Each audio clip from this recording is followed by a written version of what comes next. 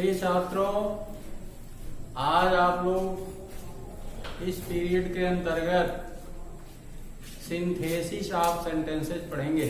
इसके पहले आप लोग डायरेक्ट एंड इनडायरेक्ट नरेशन पढ़ चुके हैं और आज का चैप्टर है सिंथेसिस ऑफ सेंटेंसेस।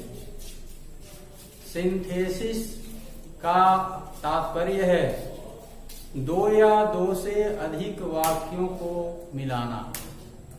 दो या दो से अधिक सिंपल सेंटेंस को एक में मिलाने की जो प्रक्रिया होती है, यही प्रक्रिया सिंथेसिस कहलाती है। इस प्रक्रिया के अंतर्गत दो या दो से अधिक सिंपल सेंटेंस को मिलाकर हम एक सिंपल सेंटेंस बनाते हैं, अथवा दो या दो से अधिक सिंपल सेंटेंस को मिलाकर हम एक कॉम्प्लेक्स सेंटेंस बनाते हैं, अथवा दो या दो से अधिक सिंपल सेंटेंस को मिलाकर हम एक कंपाउंड सेंटेंस बनाते हैं। उदाहरणार्थ आप लोग देखें,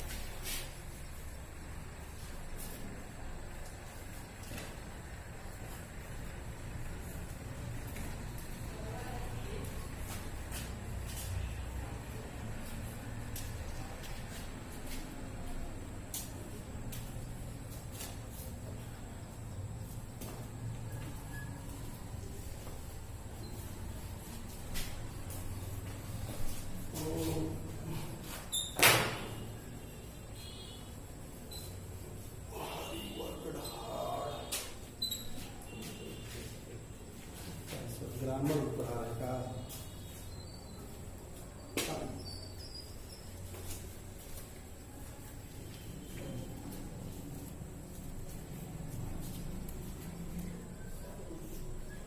अब आप लोग ध्यान दें, यहाँ सेपरेट सेंटेंस है, Hari work hard he passed the examination.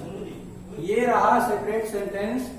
अब इसके बाद जो है हम इसको सिंपल सेंटेंस से कंपाउंड सेंटेंस में जब परिवर्तित करते हैं तो वहां पर देखिए स्थिति आपके सामने दी हुई है, Hari work hard so he passed the examination. इस तरह से यह कंपाउंड सेंटेंस बन जाता है। फिर दूसरा जो है कॉम्प्लेक्स सेंटेंस हम बनाते हैं, Hari passed the examination because he worked hard. ये हो गया आपका कॉम्प्लेक्स सेंटेंस। और तीसरा है on account of hard work Hari passed the examination. इस तरह से सेपरेट सेंटेंस को मिला करके, दो सिंपल सेंटेंस को मिला करके हमने एक कंपाउंड सेंटेंस बनाया, कॉम्प्लेक्स सेंटेंस बनाया और सिंपल सेंटेंस बनाया। इसी प्रकार की जो प्रक्रियाएं हैं, यही प्रक्रिया सिंथेसिस कहलाती है। अब सिंपल सेंटेंस बनाने के जो तरीके हैं, इसके अंतर्गत आप लोग देखें, सिंपल सेंटेंस में एक फाइनाइट वर्ब होती है। फाइनाइट वर्ब वह वर्ब होती है जो टेंस बदलने के साथ साथ अपनी अवस्था को बदलती रहती है। जिस प्रकार से टेंस के चेंजिंग होती है, काल परिवर्तन होते हैं, उसी के साथ साथ उस वर्ब में भी चेंजिंग होती है, उस क्रिया में भी परिवर्तन होता है। यह प्रक्रिया जो है जिस वर्ब में होती है वही वर्ब फाइनाइट वर्ब कहलाती है। तो सिंपल सेंटेंस में एक फाइनाइट वर्ब होती है और दो या दो से अधिक सिंपल सेंटेंस को मिलाकर एक सिंपल सेंटेंस बनाते हैं। इस नए वाक्य में भी एक फाइनाइट वर्ब आती है, ऐसा आपको यहाँ पर समझाया जा रहा है।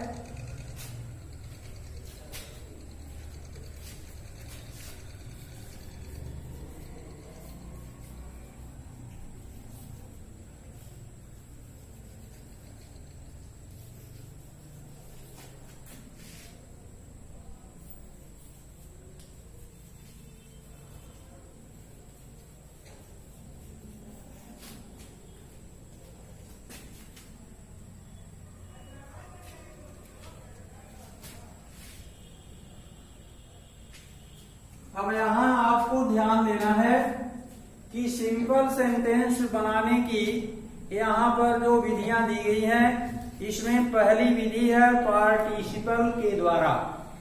पार्टिसिपल कितनी प्रकार की होती हैं, पहले आप इसको जाने। प्रेजेंट पार्टिसिपल होती है, अर्थात प्रेजेंट पार्टिसिपल में क्रिया की फर्स्ट फॉर्म में आईएनजी जुड़ा होता है। यह क्रिया का रूप जो है प्रेजेंट पार्टिसिपल के नाम से जाना जाता है। इसके बाद होता है पास्ट पार्टिसिपल, जहां पर क्रिया की तीसरी अवस्था होती है, वर्ब का थर्ड फॉर्म होता है, वहां पर पास्ट पार्टिसिपल हो जाती है। और इसके बाद होता है परफेक्ट पार्टिसिपल। परफेक्ट पार्टिसिपल में हैविंग के साथ वर्ब की थर्ड फॉर्म आती है। तो पहला जो सिंपल सेंटेंस बनाने का तरीका है, उसके अंतर्गत पार्टिसिपल के प्रयोग द्वारा हम सिंपल सेंटेंस किस तरह से बनाते हैं, इसको आप देखें। The thief jumped he ran away. अब यहां हम प्रेजेंट पार्टिसिपल का प्रयोग करते हैं। तो इस पहले वाक्य में जंप्ड दिया हुआ है, ये फाइनाइट वर्ब है। इस फाइनाइट वर्ब का फर्स्ट फॉर्म हम लेते हैं और इसमें आईएनजी जोड़ करके इसको प्रेजेंट पार्टिसिपल का रूप देते हैं।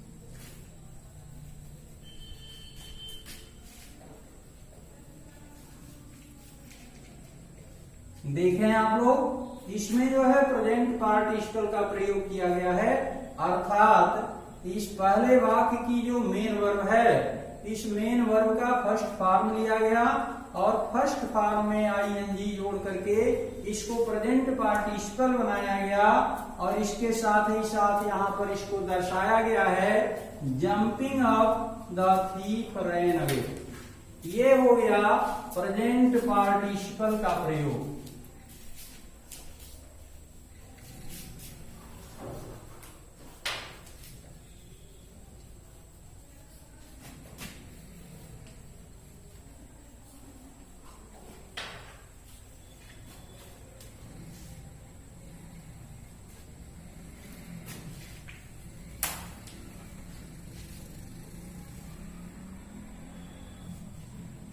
अब इसके बाद आप देखें,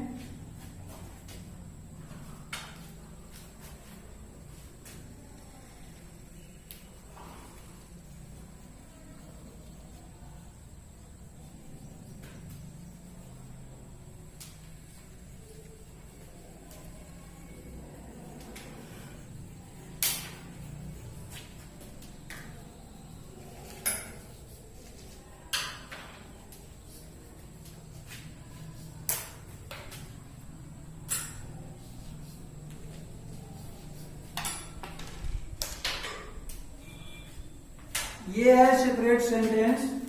I saw a man, he was covered with white cloth. इसमें आप गौर करें, यहां जो है यूज ऑफ पास्ट पार्टिसिपल दर्शाया जा रहा है।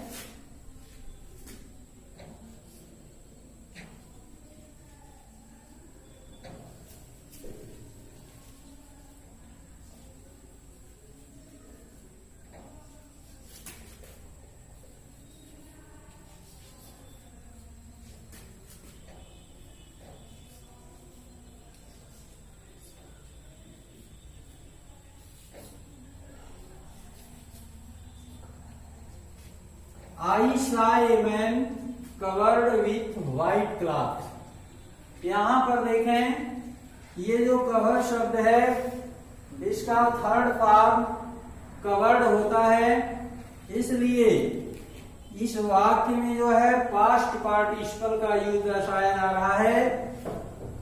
ऊपर लिखे वाक्य का अर्थ है I saw a man, he was covered with white cloth. मैंने एक आदमी को देखा, वह सफेद कपड़े से ढका हुआ था।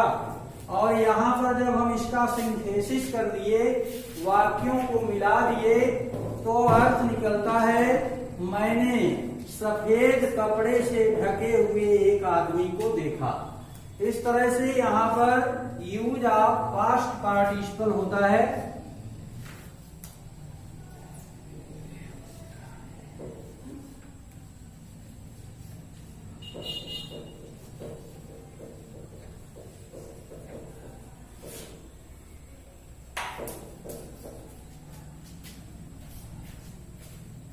अब इसके बाद जो है आप देख रहे हैं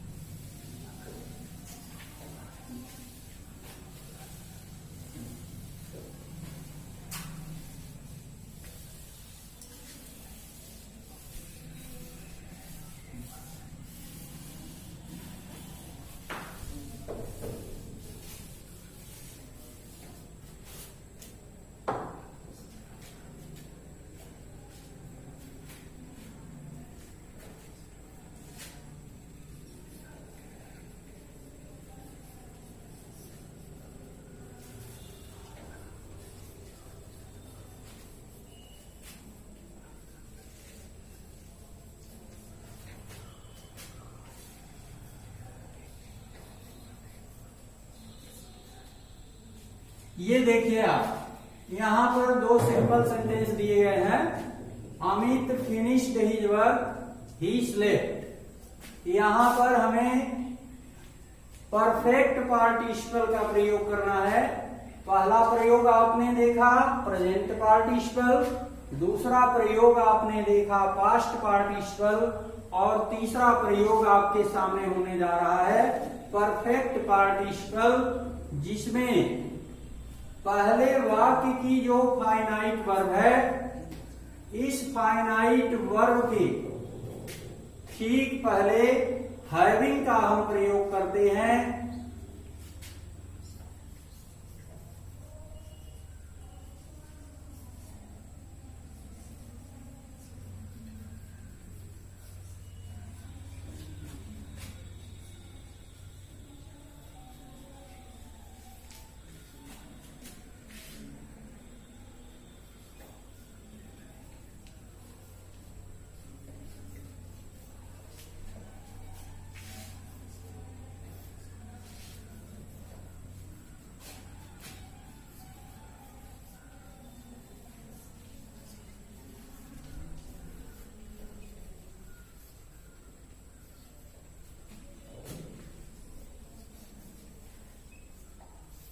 देखिए यहां Amit finished his work he slept, Amit ने अपना कार्य समाप्त कर दिया, वह सो गया। इसकी सिंथेसिस की गई having finished his work Amit slept, अपना काम समाप्त करके अमित सो गया। यहां पर देखिए परफेक्ट पार्टिसिपल का यूज हुआ है। परफेक्ट पार्टिसिपल का यूज करते समय पहले वाक्य की जो फाइनाइट वर्ब होती है, उस वर्ब के ठीक पहले हम हैविंग का यूज करते हैं, उसके पश्चात वो फाइनाइट वर्ब होती है, तत्पश्चात हम शेष शब्दों को नोट कर देते हैं। तो having finished his work Amit slept, इस तरह से ये आपका हो गया जो है सिंपल सेंटेंस। एक या एक से अधिक सिंपल, दो या दो से अधिक सिंपल सेंटेंस को मिलाकर एक सिंपल सेंटेंस यहाँ पर बनाया गया है। इस पर आप लोग ध्यान दें कि इसकी जो है यहाँ पर 3 विधियां दिखाई गई। पहला विधि प्रेजेंट पार्टिसिपल का प्रयोग, दूसरा विधि पास्ट पार्टिसिपल का प्रयोग, और तीसरी विधि है परफेक्ट पार्टिसिपल का प्रयोग। अब इसके बाद जो है हम फिर 2 या 2 से अधिक वाक्यों को मिलाकर एक साधारण वाक्य बनाने जा रहे हैं। 2 या 2 से अधिक सिंपल सेंटेंस को मिलाकर एक सिंपल सेंटेंस इन्फिनिटिव के द्वारा तैयार करने जा रहे हैं।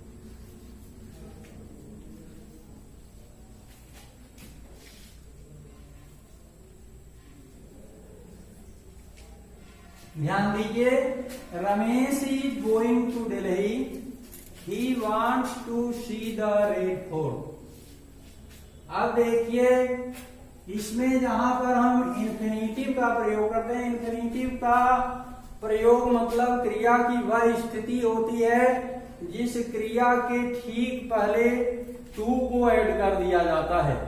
यानी मेन वर्ब के फर्स्ट फॉर्म के ठीक पहले जब हम टू का यूज कर देते हैं तो वह इन्फिनिटिव का रूप धारण कर लेती है। इस तरह से अब यहां पर आप देखिए दो या दो से अधिक सिंपल सेंटेंस को मिलाकर इंफिनिटिव की सहायता से किस तरह से एक सिंपल सेंटेंस बनाया जा रहा है, इस पर ध्यान दीजिए।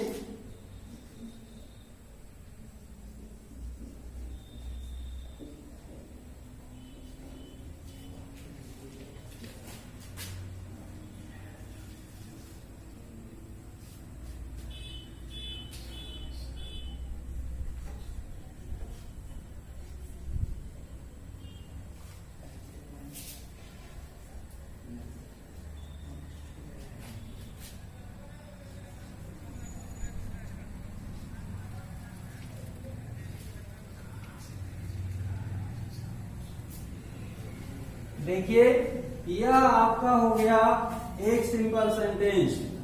Ramesh is going to Delhi to see the Red Fort. पहले वाक्य का अर्थ निकलता है रमेश दिल्ली जा रहा है, वह लाल किला देखना चाहता है। तो फिर जब हम इनका सिंथेसिस करते हैं, दोनों वाक्यों को जोड़कर हम जब एक वाक्य बना लेते हैं, इसका अर्थ निकलता है कि रमेश लाल किला देखने दिल्ली जा रहा है। इस तरह से इंफिनिटिव के प्रयोग के द्वारा हम दो या दो से अधिक सिंपल सेंटेंस को एक सिंपल सेंटेंस का रूप दे देते हैं। इसके बाद आप आ जाएं प्रीपोजिशन के साथ नाउन या जिरेंड का प्रयोग।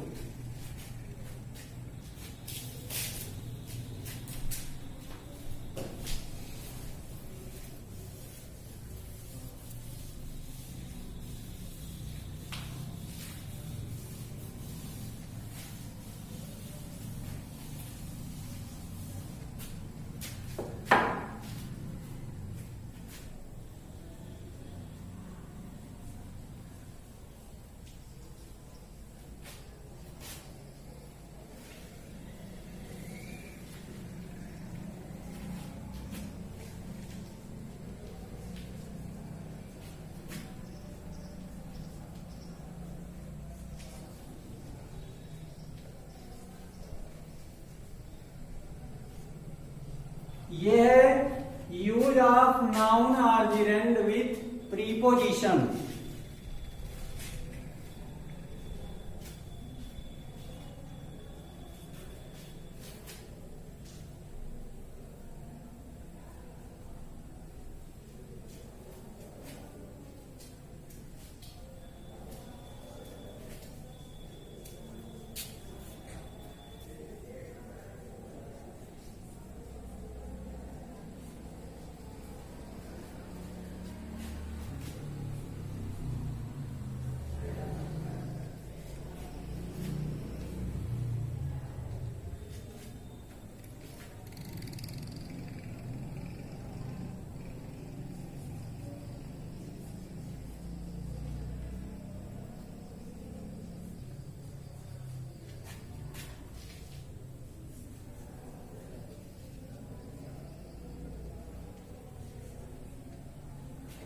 देखिए, ये दोनों है simple sentence. Ramesh bot a book, he gave 50 rupees for it.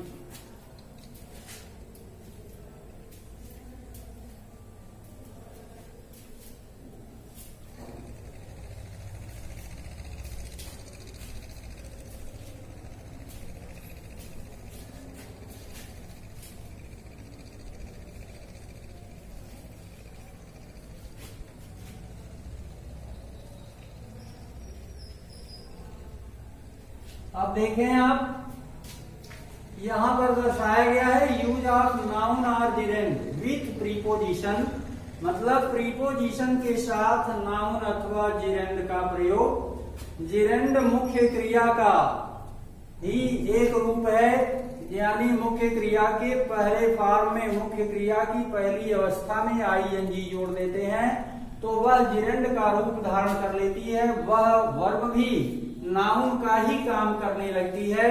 तो यहाँ पर प्रीपोजिशन के साथ नाउन अथवा जेरेंड का प्रयोग कैसे किया जाता है, आप लोग यहाँ पर देखें। Ramesh bought a book for 50 rupees. यहाँ पर प्रीपोजिशन के साथ नाउन का यूज हुआ है। आप इसको भली भांति देखें और इस पर विचार करें।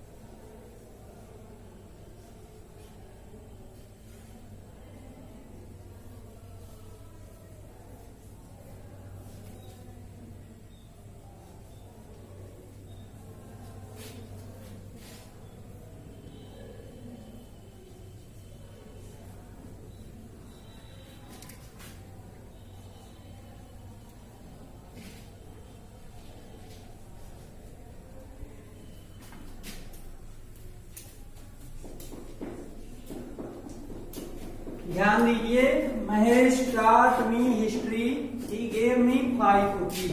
ये दो सिंपल सेंटेंस हैं।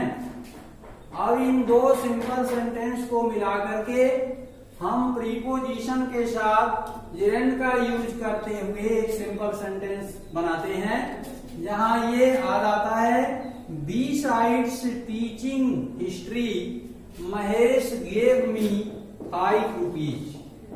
इतिहास पढ़ाने के अतिरिक्त महेश ने मुझे 5 रुपए दिए।